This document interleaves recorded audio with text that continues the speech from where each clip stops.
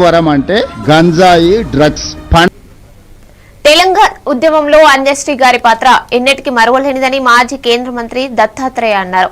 అలైబైలై కార్యక్రమానికి వచ్చినప్పుడు ఆయన పాడిన జయ జయ హే తెలంగాణ పాట గవర్నర్ ని కూడా కదిలించింది. ఆ గలం తెలంగాణ ప్రజల మనసులో ఎప్పటికీ మార్మోగుతూనే ఉంటుంది అని గుర్తు చేశారు. అంజశ్రీ తన కవిత్వం ద్వారా ఉద్యమానికి శక్తి ఇచ్చారని, ఆయన పాటలు తెలంగాణ ఆత్మకు ప్రతిబింబించాయని అన్నారు. ప్రజల కోసం రాష్ట్ర స్వాభిమానానికి అంకితమైన జీవితం గడిపిన మహానుభావుడని స్మరించారు.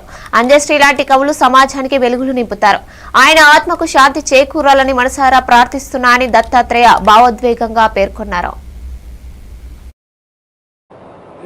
తెలంగాణ పాట పాడితే ఆనాటి గవర్నర్ నారాయణ దత్త తివారీ గారు చాలా అద్భుతమైనటువంటి పాట ఇది.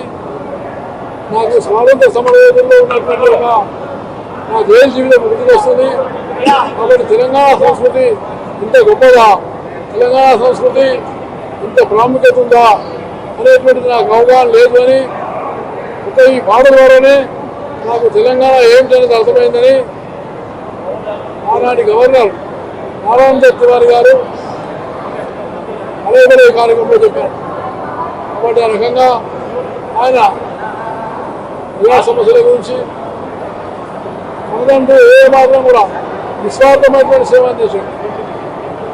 తన కోసం ఆస్తులు లేకుండా ప్రజల కోసం జీవించినటువంటి మనిషి అంజశ్రీ గారు. అంజశ్రీ గారు ఆయన చాలా ఆవేదన ఆందోళనతో రాసినటువంటి పాట.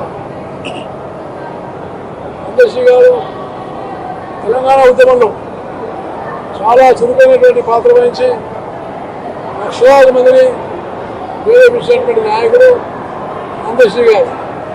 అలాగే అంజశ్రీ గారు నేను అలైబైలై కార్యక్రమానికి ఆహ్వానించినప్పుడు ఆయన వచ్చి